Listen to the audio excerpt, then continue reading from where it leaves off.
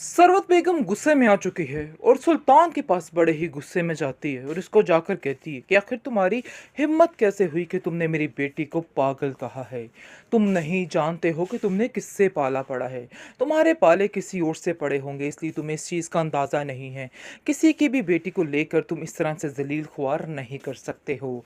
जिस पर आप देखेंगे कि उसको भी काफ़ी धचका लगता है कि आखिर कोई तो उसके टक्कर का हुआ, बल्कि उससे बढ़कर। इसलिए वो कहता है कि आपकी बेटी के हालात आपके सामने ही हैं। मैंने तो ऐसा कुछ भी नहीं किया और ना ही ऐसा कुछ किया है। जो कुछ किया है आपकी बेटी ने किया है। अपनी बेटी पर ध्यान दीजिए। क्यों आप इधर-उधर की बातें लेकर इस तरह से फ़ज़ूल बैठ चुकी हैं? सारा ज़माना कह रहा है कि इसरा पागल हो चुकी है और आपको ये बात माननी ही होगी, क्योंकि ऐसा ना हो कि अगर आप इस बात पर यकीन न करें तो आपको ही कल को नुकसान उठाना पड़े। तो ये नुकसान आपको बहुत भारी पड़ेगा। जिसको सुनकर सरबत कहती है कि तुम्हें मुझे बताने की ज़रूरत नहीं है कि कौन सा नुकसान मुझ पे भारी है और कौन सा नहीं। इसलिए बेहतर यही है कि आज तो तुमने ये बात कर दी, लेकिन दोबारा तुमने अगर कोई इस तरह की बात की इस तरह के बारे में, तो मैं तुम्हारी ज़ुबान खींच लूँगी, क्योंकि मैं अपनी बेटी के बारे में कुछ भी नहीं सुन सकती हूँ। तुम उसका पीछा छोड़ो ताकि वो अपनी ज़िंदगी सुकून के साथ गुजार सके। लेकिन कहाँ सुनने वाला है सुल्तान, वो उसको ज़लील करके ही सांस लेगा और उसको बताना चाहता है कि वो जो कुछ कह रहा है बिल्कुल ठीक कह रहा है। और वो अपनी आग में, गुस्से की आग में, हसद की आग में इस कदर बिगड़ जाता है कि वो कुछ भी करने को तैयार हो जाता है। लेकिन अब इसका एंड करीब आ चुका है और इसका वो हश्र होने वाला है।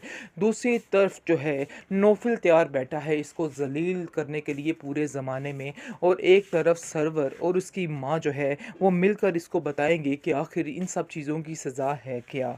लेकिन अभी सुल्तान को इन चीज़ों की समझ नहीं आ रही, लेकिन उसको अपनी बुनियादें हिलती हुई नज़र आ रही हैं कि जो कुछ हो रहा है बस समझो इसका एंड ही है। अब इसकी पहचान इसको हो चुकी रहा है। तल्लत भी इसको समझाने की कोशिश कर रही है कि असरा तुम इस तरह पागलों वाली हरकतें करोगी तो नहीं बच पाओगी।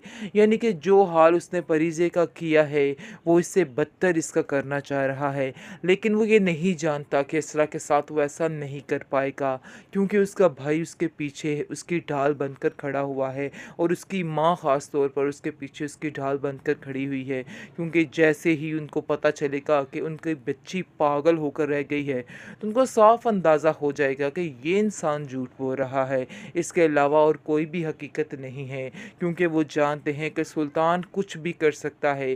परीज़े जब मिलेगी असरा से तो उसको बताएगी कि वो इंसान तुम्हें भी पागल करार दे देगा। जो हाल इसने मेरा किया था वो तुम्हारा भी कर सकता है, इस पर कभी भी यकीन मत करना। आगे से आप देखेंगे कि वो कहती है हाँ मुझे भी अब ऐसा ही लग रहा है, लेकिन फ़िलहाल तो वो पागल ही दिखाई दे रही है और ऐसा लग रहा है कि जैसे वाकई में ये लड़की पागल हो चुकी है। उसको किसी की कुछ समझ नहीं आ रही और तल्लत जो है वो भी उसके पीछे हाथ धोकर पड़ चुकी है कि वाकई में इसरा तुम्हें बिल्कुल भी समझ नहीं आ रही। और हाला को कॉल करके भी कहती है कि इसरा का दिमाग दिन ब दिन बहुत ज़्यादा ख़राब होता जा रहा है। मुझे तो समझ नहीं आ रही कि आखिर इस लड़की को क्या परेशानी है। सुल्तान उसको बार-बार समझाने की कोशिश में लगा हुआ है कि तुम्हें ऐसा नहीं करना है, बड़ा सोच समझकर बड़ा ध्यान से चलना है। लेकिन फिर भी उस लड़की को समझ नहीं आ पा रही है और वो पागलों की तरह इसके पीछे ही चलती जा रही है और उसको ऐसा लग रहा है कि वाकई में वो इस तरह की हरकतें कर रही है। लेकिन मज़ीद पागल होने से पहले ही परिजे इसको मिल जाएगी और सारे राज उगल देगी और बताएगी कि क्या क्या अजियत से इस सुल्तान ने उसको गुजारा है। फिर जाकर परिजे को इस कोसरा को समझ आएगी कि वो कितनी बड़ी गलती कर रही है इस सुल्तान पर यकीन करके कि वो कभी ना कभी ठीक हो जाएगा। ये उसकी बहुत बड़ी गलतफहमी है। बेहतरीन ड्रामा सीरियल शिद्दत में आप देखेंगे कि किस तरह से सुल्तान ने ठेका ले रखा है इस ड्रामे में सबको पागल करार देने का। जो हाल इसने परिजे का किया, अब वो चाहता है कि यही हाल अब असरा का किया जाए। लेकिन वो नहीं जानता है कि असरा का भाई इसका क्या फ़लूदा बनाने वाला है और इसके साथ क्या करने वाला है। वो तो बस इसी मस्ती में मगन है, इसी धुन में जा रहा है कि सब कुछ उसके हाथ में होगा और वो यही समझ रहा है कि सब कुछ करने के बावजूद वो बहुत ही आराम सुकून से रह पाएगा। लेकिन जी ये उसकी बहुत बड़ी भूल है, ऐसा कहाँ होने वाला है। देखेगा कि किस तरह से इसको ज़लील किया जाएगा, किस तरह से इसको बड़े ज़माने में ज़लील करेगा सर्वर, क्योंकि वो सोच रहा है कि वो सब कुछ अपनी मर्ज़ी के साथ करेगा, लेकिन कोई कुछ नहीं बोलेगा। ये गलतफ़हमी उसको हर वक़्त मुब्तला करके रखती है इस बात में, और वो प्लानिंग करने लग जाता है कि वो किस तरीके से असरा को पागल करार दे।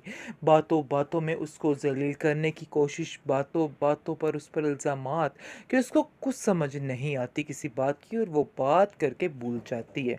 तलत कहती है, वैसे मुझे तो ऐसा कुछ भी उसमें नज़र नहीं आया। मैंने तो जब भी उसको पाया बहुत ही समझदार लड़की पाया है। घर के सारे काम वो इतने अच्छे तरीके से कर रही है, लेकिन सुल्तान तुम उसको कैसे पागल कह सकते हो? आगे से वो कहता है कि मैंने ये थोड़ा कहा, मैं तो बस कह रहा हूँ कि इसको ज़रा डॉक्टर को चेक करवाइए, क्योंकि ये मुझे दिन ब दिन नीम पागल लग रही है और इसका इलाज बहुत ज़रूरी है।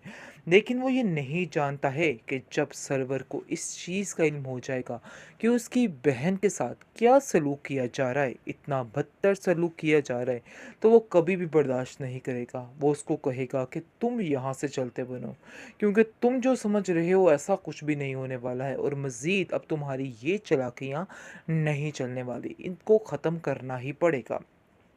खैर, आप देखेंगे कि वो बार-बार अपनी बीवी को यानी कि असरा को समझाने की कोशिश कर रहा है। कहता है, असरा कि तुम्हें सारे इल्ज़ामात अपने सर लेने होंगे।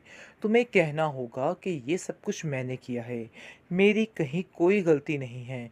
जिसको सुनकर वो कहती है, लेकिन ऐसा तो कुछ था ही नहीं। लेकिन वो उसको मजबूर करेगा और कहेगा कि अगर तुमने ऐसा ना किया तो तुम्हारे साथ कुछ भी हालात पैदा हो सकते हैं। अगर तुम्हें इस चीज़ का अंदाज़ा नहीं है तो कर लो, क्योंकि ऐसा तुम्हारा करना तुम्हारी ज़िंदगी में तुम्हारे लिए बिल्कुल भी ठीक नहीं है, और मैं नहीं चाहता कि मैं बुरे तरीके से तुम्हें यहाँ से निकालूं। लेकिन असरा इस कदर बेवकूफ़ लड़की बनती जा रही है दिन ब दिन कि उसको कुछ भी समझ नहीं आ रहा, और वो समझ रही है कि बस उसे जो कहा जा रहा है, जो किया जा रहा है वही कुछ करना है। उसके दिमाग में और कुछ भी नहीं आ पा रहा है।